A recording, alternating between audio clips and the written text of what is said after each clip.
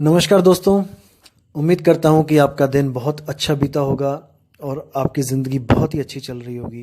और परमात्मा से मैं दुआ करूँगा कि आप ऐसे ही सत्संग और भक्ति की बातें समझते रहें और अपने विवेक को हमेशा जगाते रहें और हमेशा उन्नति करते रहें भक्ति मार्ग में।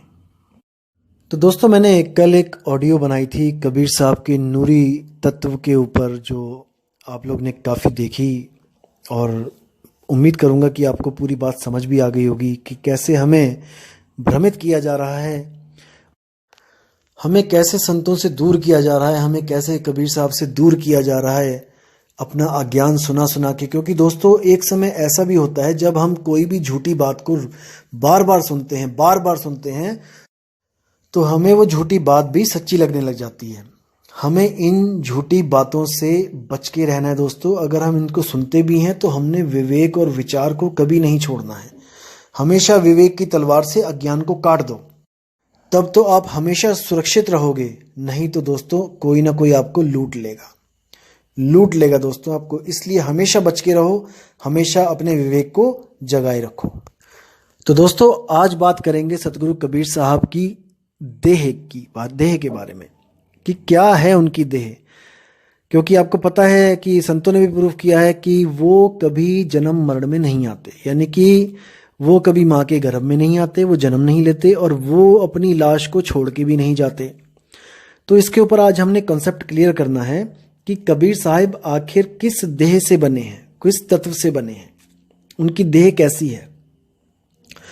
दोस्तों, सबको आपको बताना चाहूंगा सबसे पहले कि दो चीजें होती हैं, एक होता है देह और एक होता है विदेह, जिसे हम कहते हैं विदेह।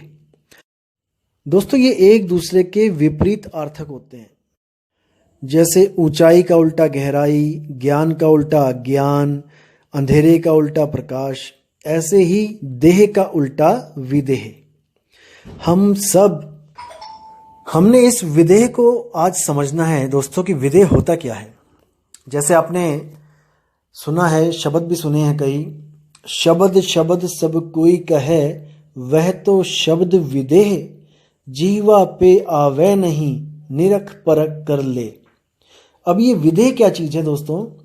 ये देह से बिल्कुल अलग होता है, देह के बिल्कुल अलग होता है। ये किसी भी तत्व से नहीं बना होता है। इसी को नितत्व कहते हैं, विदेह स्वरूप को। दोस्तों, हम लोग भी विदेह थे, लेकिन हम लोग ने एक भूल करी, अपने विदेह स्वरूप को हम भुलाकर इस देह स्वरूप को धारण करके बैठ गए हैं। बस इतनी सी बात है। अगर ये बात आपके दिमाग में चली गई तो दोस्तों आपके सारे कंसेप्ट क्लियर हो जाएंगे। विदेह स्वरूप प्राप्त करना ही हमारे जीवन का उद्देश्य है। अगर हम विदेह स्वरूप जीते जी प्राप्त नहीं कर पाए तो हमें किसी ना किसी देह में जाना ही पड़ेगा। चाहे वो 84 लाख जूनियां हो, चाहे वो सूक्ष्म देह हो, चाहे वो कारण देह हो, चाहे वो महाकारण केवल हंस देह हो, हमें किसी ना किसी देह को धारण करना ही पड़ेगा।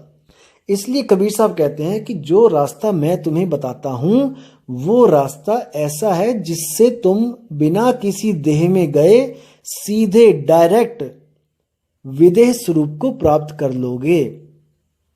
दोस्तों, ध्यान देना है मैं क्या कहना चाहता हूं। जैसे 10वीं तक जाने के लिए आपको पहली के बाद दूसरी, दूसरी के बाद तीसरी, चौथी, पांचवी, छठी, सातवीं, ऐसे करके आपको क्लासें पार करनी पड़ती हैं। एक क्लास का आधार, अगली क्लास का आधार पिछली क्लास होती है। जब पिछली पार होगी तभी आप आगे जा सकते हो, अन्यथा आप उसी क्लास में हर साल आपको घूम के आना पड़ेगा। इसी प्रकार दोस्तों, जो शरीर होते हैं, शरीरों में भी जाने का आधार एक शरीर को त्याग के दूसरे शरीर में जाना होता है, तभी आप एक के बाद एक शरीर को प्राप्त कर सकते हो, सूक्ष्म से सूक्ष्म शरीरों को प्राप्त कर सकते हो। जैसे सबसे जो स्थूल शरीर है, ये सबसे बड़ा शरीर है जो आप देख सकते हो अपनी आंखों से। उसके बाद जो सूक्ष्म शरीर होता है उसमें आप चले जाते हो, इसको छोड़कर उसमें चले जाते हो। सूक्ष्म के बाद आप कारण शरीर में आपकी सुरती चली जाती है। उसके बाद कारण शरीर से आप महाकारण, फिर केवल, फिर हंस, फिर आगे से आगे जितनी भी देह होती हैं आप एक देह को छोड़ के दूसरी देह में चले जाते हो, लेकिन भक्ति मार्ग में आपका आधार इन देहों को पार करने का ही होता है। यानी एक को छोड़ोगे तब दूसरी में जाओगे, तब तीसरी में जाओगे, तब चौथी में जाओगे। आप पहली से सीधे चौथी में नहीं जा सकते। ये प्रकृति का नियम ही ऐसा बनाया हुआ है कि आप बिना आधार के आप अगले शरीर को नहीं प्राप्त कर सकते। आपको पिछला क्रॉस करना ही पड़ेगा, तब आप आगे जाओगे। जैसे आप कन्याकुमारी से अगर आप कश्मीर जाना चाहते हो तो आपको एक एक शहर, जैसे कार से जाओगे तो एक एक शहर आपको जैसे ही छोड़ोगे उसकी बॉर्डर से पार करोगे तभी अगला शहर आएगा। तो ऐसे ही एक एक शहर करते करते करते आप कार से, आप कश्मीर से कन्याकुमारी या कन्याकुमारी से कश्मीर पहुंच जाओगे। आप ऐसा नहीं हो सकता कि आप एक शहर छोड़ के उस एक पूरा स्टेट छोड़ के आप आगे सीधे किसी दूसरे स्टेट से स्टार्ट कर दो, ऐसा नहीं होगा। बाय रोड जाओगे तो आपको हर गांव हर शहर क्रॉस करना ही पड़ेगा। और हर भक्ति मार्ग इसी पे आधारित है। आपको किसी भी गुरु के पास जाओगे आपको ये करना ही पड़ेगा। स्थूल से सूक्ष्म, सूक्ष्म से कारण, कारण से महाकारण, केवल हंस, आपको ऐसे ही जाना पड़ेगा। लेकिन केवल कबीर साहब का एक ऐसा मार्ग है जिसको कहते हैं विहंगम योग। कबीर साहब अपनी वाणियों में भी बताते हैं कि शब्द विहंगम चाल हमारी, कहें कबीर सतगुर दे तारी, खुले कपाट शब्द झनकारी, पिंडी अंड के पार सो देश हमारा है, कर नैनो दीदार महल में प्यारा है। ये चेतावनी वाणी है दोस्तों। ये चेतावनी दे रहे हैं कि तुम इन शरीरों से गुजर के मत जाना, नहीं तो आगे सतलोक, अलखलोक, अगामी लोक, अकैलोक, इसमें फंस जाओगे आप। क्यों? क्योंकि आदि माया कीनी चतुराई, झूठी बाजी पिंड दिखाई, अवगति रचना रची अंडमाही, ताका प्रतिबिंब डाला है। ये जो माया है इसने प्रतिबिंब यानी कि परछाई, एक तरह से जैसे शीशे में हमें अपना प्रतिबिंब दिखाई देता है, शीशे के अंदर होता कोई नहीं है, आप ही को आप ही का प्रकाश दिखाई दे रहा है, आपको अपनी ही शक्ल दिखाई दे रही है। इस तरह माया ने भी एक प्रतिबिंब लगा रखा है वहां पर, जिसके पास आप जितना आगे से आगे जाते रहते हो प्रकाश उतना ही बढ़ता रहता है। जैसे दोस्तों आप अंधेरे में जा रहे हो और बहुत दूर आपको एक प्रकाश का बल्ब दिखाई दिया 100 वाट का, आपको दिख रहा है बल्ब, लेकिन आप तक उसकी रोशनी नहीं पहुंच रही है। लेकिन आप धीरे धीरे धीरे उसके पास जाने लगोगे तो धीरे धीरे उस बल्ब का प्रकाश बढ़ने लगेगा, और जैसे ही उस बल्ब के 1 फुट दूर तक जाओगे वहां पर अनंत प्रकाश होगा। यानी अंधेरे के मुकाबले में इतना प्रकाश होगा कि आपकी आंखें भी नहीं खुलेंगी, क्योंकि आप अंधेरे से एकदम रोशनी में आए हो। तो दोस्तों इसी प्रकार से माया ने एक ऐसा जाल बुन रखा है कि वहां से कोई बच के नहीं निकल सकता। इसलिए कबीर साहब ने वहां पे अपनी चाल ही बदल दी है। कबीर साहब ने बाकी चालों को मना कर दिया, मकड़ी की चाल, चींटी की चाल, मछली की चाल को मना कर दिया कि इन चालों से आपका कल्याण नहीं होगा। जो मैं आपको चाल दूंगा वो है विहंगम चाल। विहंगम चाल का मतलब ये नहीं कि कोई अज्ञानी आपको बताता है कि ये हमने नहीं बनना पक्षी, हमने क्यों उड़ जाना है यहां से वहां। नहीं दोस्तों, ये चाल है, ये सूरत की चाल है। अगर इस शरीर को त्यागना चाहते हो सही तरीके से कि दोबारा इन शरीरों में वापस ना आना पड़े, तो दोस्तों आपको विहंगम चाल के अलावा और कोई चाल नहीं बचा सकती। इसको ध्यान से दिमाग में इसको समझ के डाल लो अच्छी तरह, निकले ना ये गलती से भी। विहंगम चाल के अलावा आप नहीं बच सकते। जैसे इस पूरी धरती पर आग लग जाए, ये नष्ट हो जाए, तो दोस्तों केवल और केवल वही बच पाएगा जो आसमान में उड़ सकता है। नहीं तो हाथी से लेके वेल मच्छी तक, चींटी से लेके इंसान तक कोई नहीं बचेगा। केवल वही बच सकता है जो पक्षी की तरह उड़ना जानता है, क्योंकि पक्षी का आकाश घर है, पक्षी आकाश में भी रह सकता है। इसी प्रकार जो सूरत का असली घर है उसको हम शब्द बोलते हैं। अपने घर को छोड़कर वो इस 3 लोक के घर में जब आई, इसके बाद वो वापस नहीं जा पाई। इसीलिए ये 3 लोक ही बंधन का कारण है। शब्द से सूरत का अलग होना ही बंधन का कारण है। जब सूरत वापस अपने शब्द में लग जाएगी, उसके बाद वहां से उसको कोई नहीं हटा सकता। अब कुछ लोगों के मन में संशय आएगा कि अगर वो वहां जा रही है, सूरत शब्द को में समा रही है या वहां पर अगर जुड़ रही है, तो वो कल को उससे अलग भी हो सकती है। ये भी आपके दिमाग में सवाल आएगा। दोस्तों ऐसा नहीं है। ये जो सूरत है ये बहुत सयानी है। कैसे? जैसे आपको कभी किसी कूलर या फ्रिज से करंट लग जाए और बहुत भयानक करंट लगे और आप उछल के गिर के उधर दूसरी साइड पड़ो, तो दोस्तों याद रखना अगली बार आप बच बच के निकलोगे वहां से।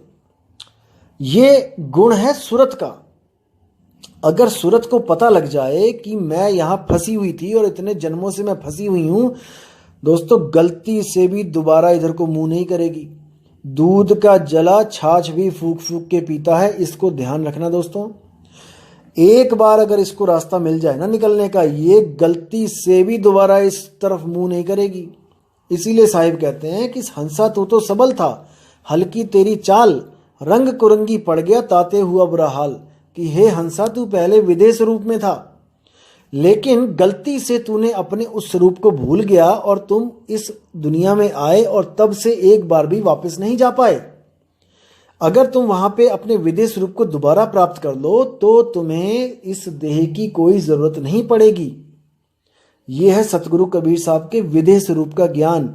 और सतगुरु कबीर साहब स्वयं विदेश रूप हैं, वो किसी तत्व से नहीं बने होते हैं। जब धर्मदास जी ने उनसे पूछा कि महाराज आप भोजन कर लो, आप सत्संग कर रहे हो इतनी देर से, भोजन प्रसादी कर लो, समय हो गया है, तो उस कबीर साहब ने क्या बोला कि हे धर्मदास, मैं ये वाला भोजन नहीं करता हूँ, मेरा भोजन कुछ और है। तब वो कहते कि भाई ऐसा कैसा शरीर है आपका, ब्रह्मा विष्णु महेश तक भोजन करते हैं, सब करते हैं, आप क्यों भोजन नहीं करते हो? तब उन्होंने कहा कि मेरी जो आपको देह दिखाई दे रही है वो केवल प्रकाश की देह है, नूरी प्रकाश की। नूरी को नूर कहते हैं, प्रकाश कहते हैं, प्रकाश की देह है। जैसे आप देखोगे कि बारिश की बूंदें जब हो रही होती हैं या फिर हो चुकी होती हैं तो एक इंद्रधनुष निकल आता है।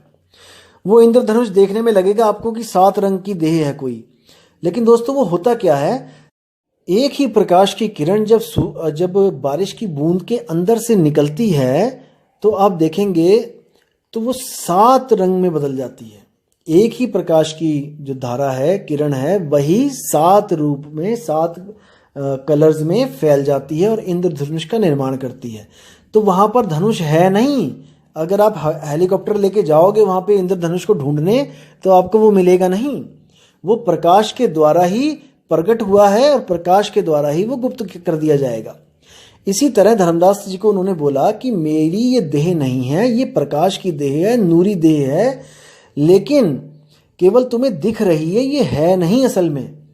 तब उन्होंने कहा कि फिर आप क्या हो, आपका अस्तित्व क्या है? तो उन्होंने कहा मैं विदेही हूं। तब धर्मदास जी ने पूछा था कि दिसे देही कहो विदेही, ऐसे कैसे हो सकता है? तब वहां पर कबीर साहब ने अपना भेद बताया था कि मैं विदेही हूं और ये प्रकाश की देह केवल दिखने में आ रही है। इसीलिए 52 कसनियों से कबीर साहब बचे। 52 बार मारा गया उनको, लेकिन वो बचे। तो दोस्तों इसको अच्छी तरह दिमाग में समझ लो, डाल लो इसको, कि वो किसी नूरी देह के नहीं थे कि जो इतने लाखों करोड़ों साल के बाद खत्म हो जाएगा और यहाँ पर 120 साल में ही बूढ़े हो गए। वो अगर 1-2 साल और रहते तो वो देह भी पड़ी होती, कहीं मर गई होती वो तो जब बच्चे से बूढ़े हो गए तो बूढ़े से मरने में कितना टाइम लगता है। तो दोस्तों इन भ्रम को अपने दिमाग से निकाल देना है और कबीर साहब को दोबारा से अपने मन में स्थान दीजिए। मैं एक एक वाणी क्लियर करूंगा साहिब की, वो क्या बोल रहे हैं, और अज्ञानियों से हमेशा दूरी बना के रखें और इन पाखंडी गुरुओं से हमेशा बच के रहें, जो आपकी जो श्रद्धा का गलत फ़ायदा उठाते हैं, आपको पत्थरों को पुजवा देते हैं, आपको गंगा नदी में डुबकियां लगवा देते हैं। दोस्तों मैं अभी हरिद्वार गया हुआ था, वहाँ पर एक औरत आई हुई थी और अपने गुरुजी के साथ आई हुई थी। 5 औरतें एक साथ नहाने लगी। दोस्तों इतना तेज फ्लड आया वहाँ पे, जो नदी चल रही थी, एक उसी वक्त पैर फिसला और निकल गई और उसको कोई बचा भी नहीं पाया, इतनी भारी थी कि उसको पता ही नहीं लगा कि गई कहाँ। तो दोस्तों ऐसा नहीं करना है। ये जो गंगा है, जो असल में गंगा बोला गया है, ये हमारी देह के अंदर ही है, ये बाहर की गंगा नहीं है दोस्तों। और जैसे बताया गया है कि इतने बड़े बड़े ग्रंथ लिखे गए हैं, महाभारत लिखी गई है, रामायण लिखी गई है, दोस्तों इनके बनाने का मकसद कुछ और था। ये लोगों के आचरण को ऊंचा करने के लिए बनाई गई थी। पुरुषोत्तम राम को जैसे एक आचरण वाला पुरुष बनाया गया था, पुरुषोत्तम बनाया गया था कि लोग उसके आचरण को अपनाएं। लेकिन हम लोग ने क्या किया, आचरण तो हमारा रावण वाला ही है, लेकिन हमने राम की पूजा करनी स्टार्ट कर दी। दोस्तों बस गलती यहीं पे करी है। ये जितने भी नाम हैं, ये इनका कोई मतलब होता है दोस्तों, ऐसे ही नहीं रखे गए हैं। जैसे शिव, शिव का जो नाम है, अब देखो शिव में ई की जो मात्रा है वो ईश्वर का संकेत करती है।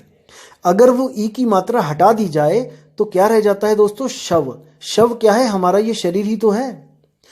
जब इसी शरीर में सुरत रूपी ईश्वर उतरता है तब वो शिव कहलाता है दोस्तों। अगर वो सुरत निकल जाए बाहर तो वो शव बन जाता है। इसी तरह दुर्गा, दुर्गा का क्या मतलब होता है? दुर्ग, दुर्ग यानी एक महल, एक किला। दुर्ग आ यानी कि किले में आ, बाहर मत भटक ए जीव, बाहर परमात्मा नहीं मिलेगा, बाहर तुझे देवी देवता भी नहीं मिलेंगे।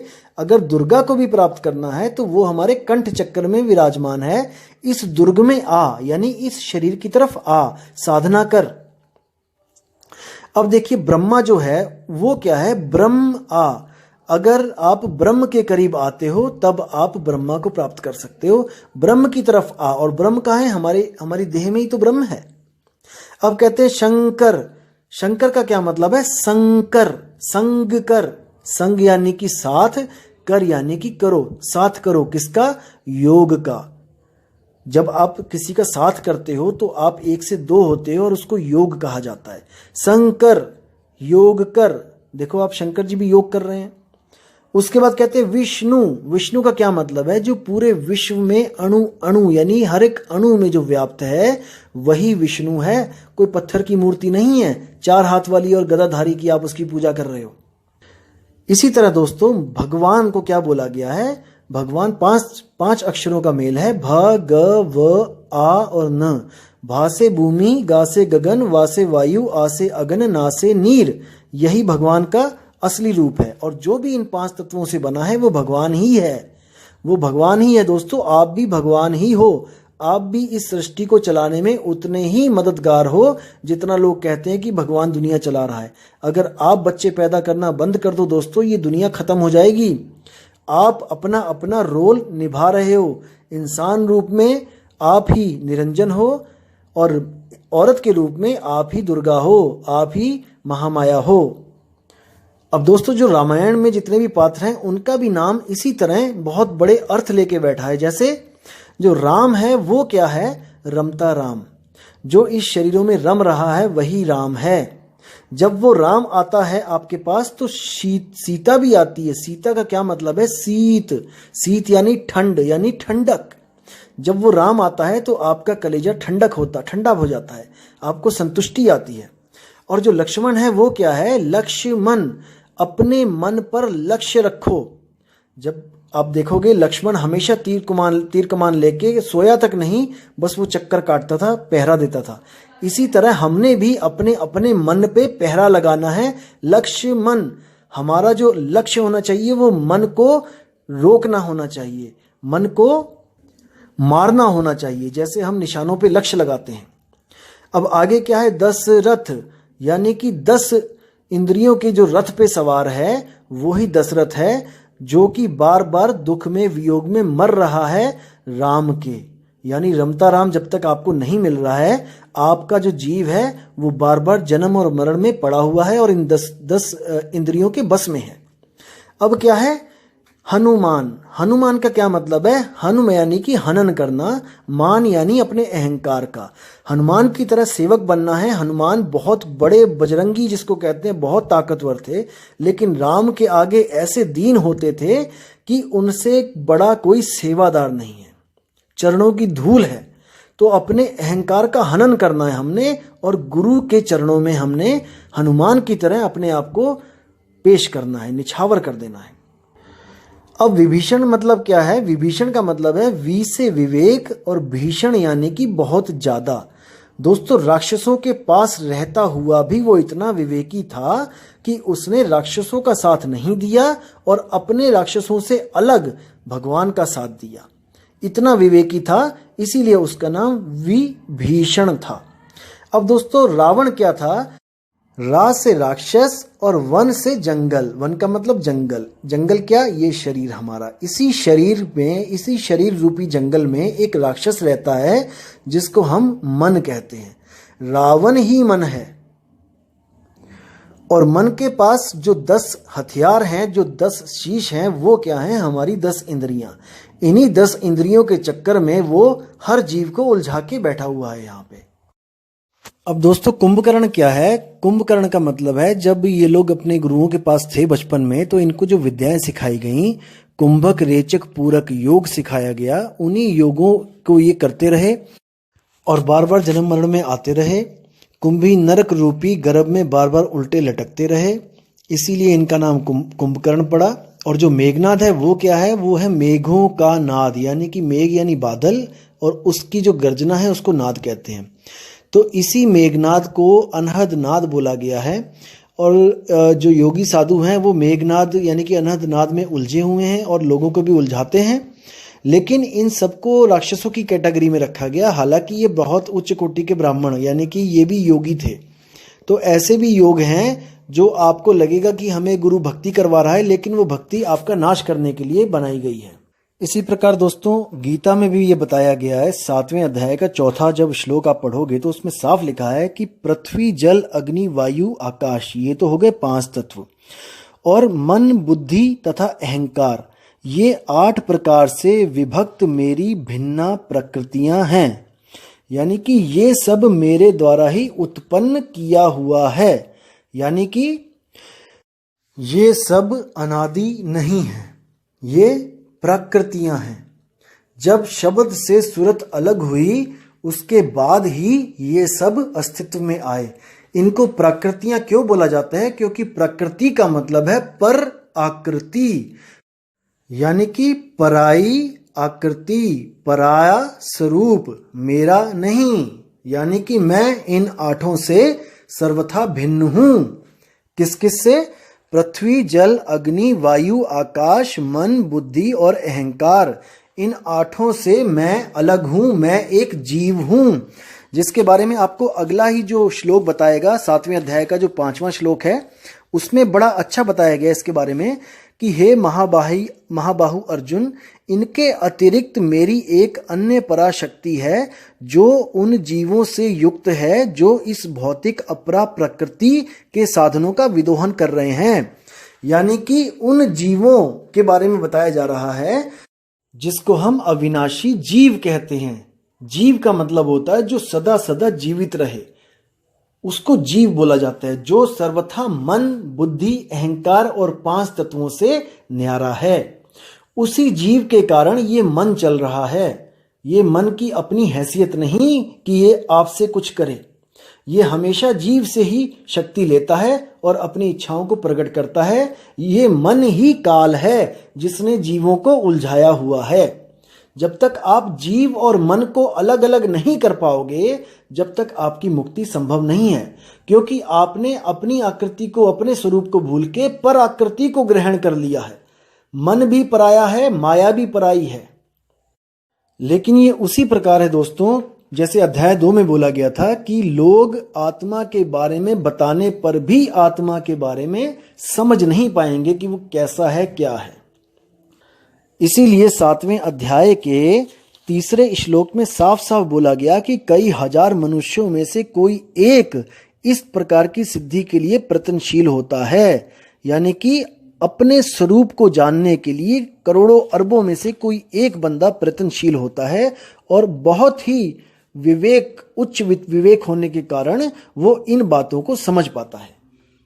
और दोस्तों जो मैंने अभी बताया यही परम ज्ञान है, क्योंकि इसी अध्याय में 7वें अध्याय का जो 2 श्लोक है उसमें अर्जुन को साफ साफ बोल दिया गया कि अब जो मैं तुम्हें ज्ञान देने जा रहा हूं वो पूर्णतया व्यवहारिक और दिव्य ज्ञान है। इसे जान लेने पर तुम्हें कुछ और जानने के लिए शेष नहीं रह जाता। तो दोस्तों यही मैं बोलना चाहता हूं कि अगर आपने इन 8 प्रकृतियों से यानी पर आकृतियों से, पर स्वरूप से अपना पीछा छुड़वा लिया और अपने निज स्वरूप को प्राप्त कर लिया, इसके अलावा और इस दुनिया में कोई भी ज्ञान शेष नहीं रह जाता। जो कृष्ण ने बोला है वही सेम मैं बोलना चाहूंगा यहाँ पे, लेकिन कृष्ण जी ने वो दिव्य ज्ञान दिया नहीं। जो विधियां बताई हैं वो योग से रिलेटेड बताई हैं, इस शारीरिक योग के रिलेटेड बताई हैं, शरीर को कष्ट देने की विधियां बताई हैं।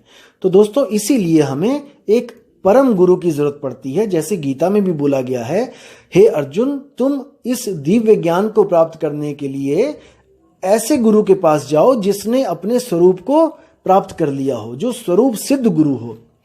अध्याय 4 और श्लोक 34वां इसी गुरु की तरफ इशारा करता है। दोस्तों आप गीता उठाइए और देखिए, उसमें साफ लिखा है। और देखिए अध्याय 3 का 17वां श्लोक, उसमें भी साफ साफ लिखा है कि जो व्यक्ति आत्मा में ही आनंद लेता है, यानी अपने आत्म स्वरूप में आनंद लेता है, अपने आप को मन नहीं समझता है, मन माया से अपने आप को परे समझता है, जिसका जीवन आत्म साक्षात्कार युक्त है, जो अपने ही आत्मा में पूर्ण संतुष्ट रहता है, उसके लिए कुछ करणीय कर्तव्य नहीं होता। उसको कोई पूजा पाठ, उसको कोई नित्य नेम, उसको कोई यज्ञ या फिर कोई तीर्थ व्रत पूजा कुछ करने की जरूरत नहीं होती है। अगले ही श्लोक में क्या लिखा है दोस्तों, 18वें में, उसमें लिखा है कि स्वरूप सिद्ध व्यक्ति के लिए ना तो अपने नियत कर्मों को करने की आवश्यकता रह जाती है, यानी जो आप पूजा पाठ कर रहे हो, कुछ भी कर रहे हो, अब इसकी कोई ना तो आवश्यकता रह जाती है, ना ऐसा कर्म करने का कोई कारण रह जाता है, यानी कि अब इसको करने का कारण भी कोई नहीं है, क्योंकि आपको ये सब करने के बाद जो प्राप्ति होनी थी, जिसके लिए आप ये सब कर रहे थे, वो आपको स्वरूप सिद्धता में ही सब कुछ मिल गया। हाथी के पांव में सबका पांव, यानी कि हाथी के पैर का इतना बड़ा साइज होता है कि उसमें सबके पांव समा जाते हैं। तो इसलिए आपको कुछ करने की जरूरत नहीं है। और उस स्वरूप को पाने के बाद क्या होगा, वो आगे क्या लिखा है, उसे किसी अन्य जीव पर निर्भर रहने की आवश्यकता भी नहीं रह जाती है, यानी कि उसे अब कोई नहीं चाहिए। जैसे मैंने बताया था कि गुरु से तैराकी सीख ली बच्चे ने, अब उस नदी में वो अकेला ही छलांगे मारेगा, अकेला ही नदी को पार कर लेगा। अब उसे किसी भी जीव की जरूरत नहीं है, ना उसे किसी भगवान की जरूरत है। अब वो स्वयं से ही स्वरूप सिद्ध हो चुका है और जहां से बिछुड़ा था वहां पे जाके वो मिल चुका है। अब उसे किसी की जरूरत नहीं है। तो दोस्तों अब सत्संग को यहीं विश्राम दूंगा और आपको बताना चाहूंगा कि परसों एक मेल आई थी मुझे और भाई ने बहुत ही सुंदर सवाल पूछा था कि आप कबीर कबीर करते हो, नानक नानक करते हो, अगर आप किसी अमेरिकन को या फिर किसी और कंट्री के बंदे को अगर आप समझाओगे तो वो तो कबीर और नानक को फॉलो ही नहीं करते हैं, तो आपका ज्ञान उनके लिए यूजलेस है, आपका कबीर और नानक उनके लिए यूजलेस है। तो मैं अगली ऑडियो बनाऊंगा उस स्पेशल भाई के लिए और इससे आप लोग के भी कई सवालों के जवाब आपको मिलेंगे कि हम अगर बाहर के किसी देश वालों को समझाएंगे तो हम कैसे समझाएंगे, हम कैसे उनको विश्वास दिलाएंगे कि आप जीसस को छोड़ के कबीर को अपना लो। कहने का मतलब यह है कि लोग तो यही सोचेंगे कि हम जीसस को छुड़वा के कबीर को अपनाने की बात करेंगे, लेकिन ऐसा बिल्कुल नहीं है दोस्तों। अंग्रेज भी आएंगे, अंग्रेज भी इस ज्ञान को समझेंगे और इसको अपनाएंगे भी, लेकिन बिना अपना धर्म चेंज किए, बिना जीसस को अपने से अलग किए, क्योंकि ये जो ज्ञान है ये केवल कबीर और नानक जी के आधार पे नहीं है, ये इसका आधार कुछ और है और वो मैं आपको बहुत जल्दी बताऊंगा दोस्तों। तो अब मैं आपसे विदा चाहूंगा और मैं उम्मीद करता हूं कि कबीर साहब के जो देह स्वरूप जिसको भ्रमित है जो लोग कि वो देह हैं, वो भ्रम उनके दिमाग से निकल चुका होगा। तो जरूर आप मुझे कमेंट करके बताएं कि आपको क्या समझ में आया, क्या आप संतुष्ट हैं। अगर नहीं संतुष्ट है तो मैं एक और ऑडियो बहुत जल्दी बनाऊंगा और प्रमाण के साथ आपको मैं सत्य और असत्य में निर्णय करना सिखाऊंगा। तो दोस्तों उम्मीद करता हूं आपको ये सब बहुत अच्छा लग रहा होगा और मुझे आज्ञा दीजिए। जय गुरु बंदी छोड़ साहेब, कबीर साहिब की जय हो। जय गुरु बंदी छोड़ मदन साहिब की जय हो। जय गुरु बंदी छोड़ वैराग साहिब की जय हो। सभी संतों की जय हो। साहिब बंदगी सतनाम। नमस्कार दोस्तों, उम्मीद करता हूं कि आपका दिन बहुत